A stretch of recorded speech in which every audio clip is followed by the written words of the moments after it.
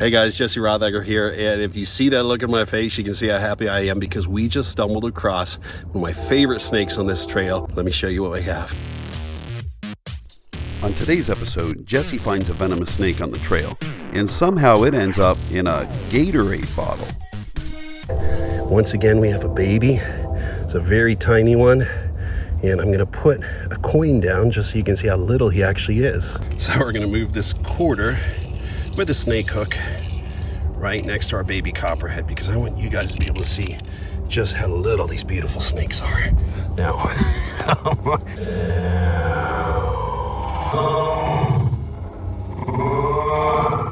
he is making me nervous, guys. He is at the bottom of the food chain, so he's got to do these little strikes. People see that strike and they say, boy, that guy is aggressive. No, he's not aggressive. He has not moved an inch toward us. So he's doing those little strikes to give us a warning, to remind us not to mess with him. He is certainly venomous, but an animal that was aggressive would be approaching us, would be chasing us.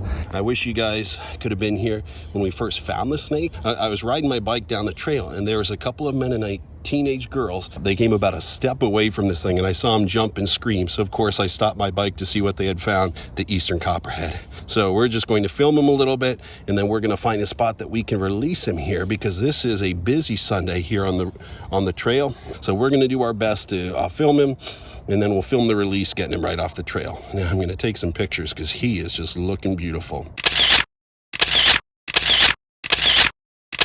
So what I'm about to do is something I don't want anyone else to do. You should know it is illegal to possess copperheads and rattlesnakes in Pennsylvania. Specifically, it's our native rattlesnakes and copperheads, which are protected in Pennsylvania. Visit fishandboat.com to learn more about our native reptiles and amphibians, and click on the Seasons and Limits link to learn exactly what you're allowed to touch and what you need to leave alone when you're in Pennsylvania.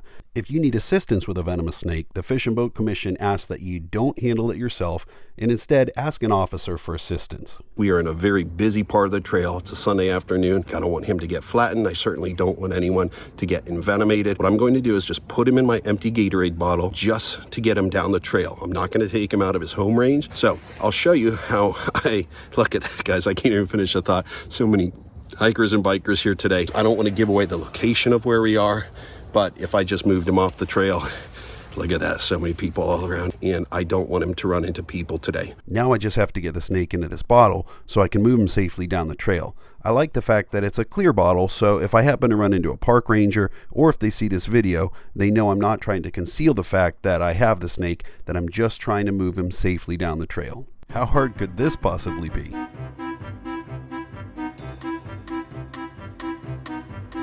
We're gonna get him to, try to get him to go in if we can. Here you go, pal. Gonna let him go.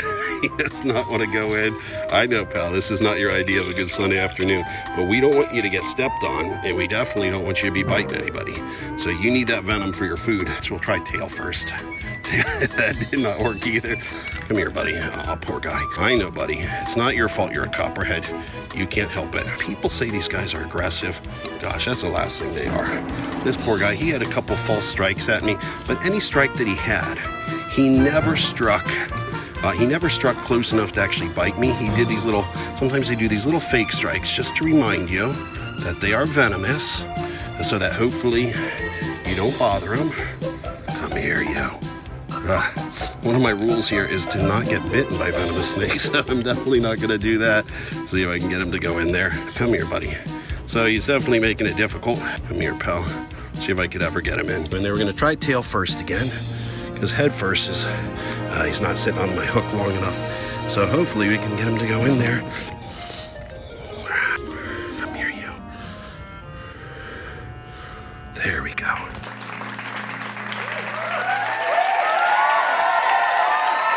Remember, you're not allowed to possess venomous snakes in Pennsylvania. Hopefully, I don't get in trouble for doing this, because what I'm trying to do is save his life and certainly save the lives of, gosh, all these hikers and bikers that are coming down here. Let me rewind what I just said. The lives of the humans on the trail are not really at risk from a copperhead. Although copperhead venom may make you feel like you want to die, it's probably not going to kill you. According to most studies, copperhead venom is relatively mild compared to other venomous snakes, and it won't usually kill you. But what in the world does usually mean? Well, let's take a closer look. According to some of the data cited on regardingreptiles.com, I'll put the link in the description, copperhead snake bites happen about 3,000 times every year in the United States, and of those, there are only 6 reported deaths in the last 120 years that we've been keeping records. Of those 6 deaths, most of them are probably linked to allergic reactions or other underlying conditions.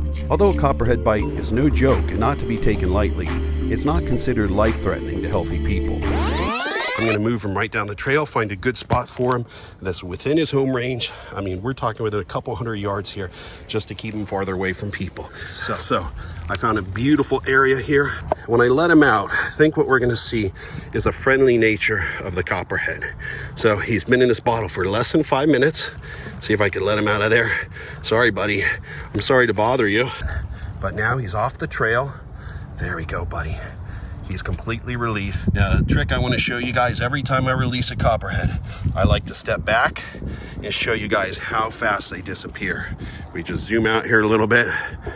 If you were walking up this hill, you walk up that nice area of vegetation there. I don't want to disclose exactly where we are. And you're looking up on a hill like this. Can you even see a snake up here? You even notice a snake, and he is right in front of you. Just to show you that, gonna zoom in on him again.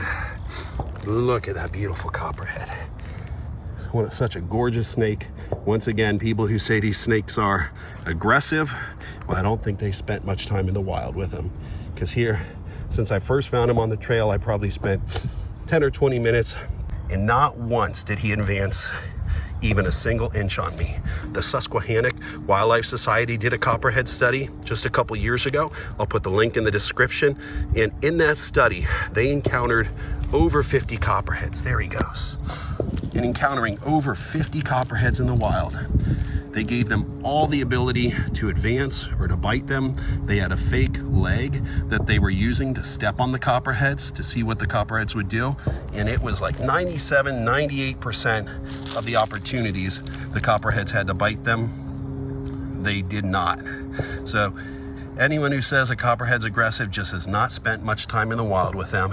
Guys, you can't even tell where he is. I can see him right now. I don't know if you can see him. See if I can zoom in on him, see if we still find his tail anywhere.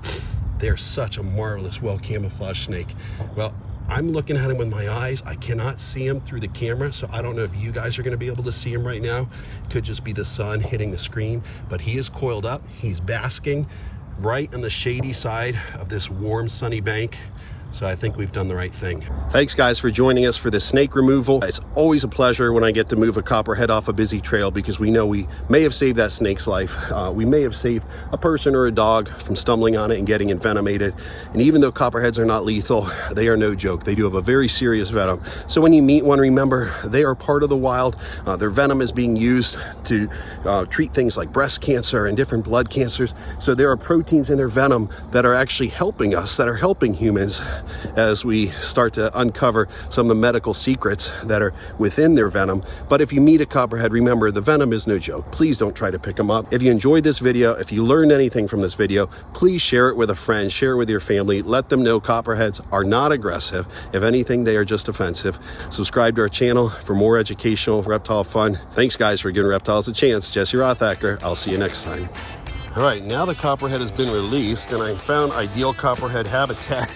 My bike is over there, so I gotta make sure I can walk my way out of here without getting envenomated.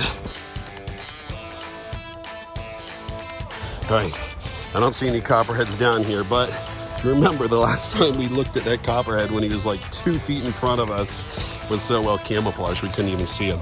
So I'm gonna be very careful trying to see where I stick my feet as I walk out of here. See if we can get out of here without getting envenomated. All right, good news. Who we got back here to the bike? Guys, we did it. We saved another snake. So I'm gonna get out of here. I gotta get back on my bicycle and I don't wanna be late getting home. My wife will be mad at me. There are some things in life that are worse than getting bitten by a venomous snake.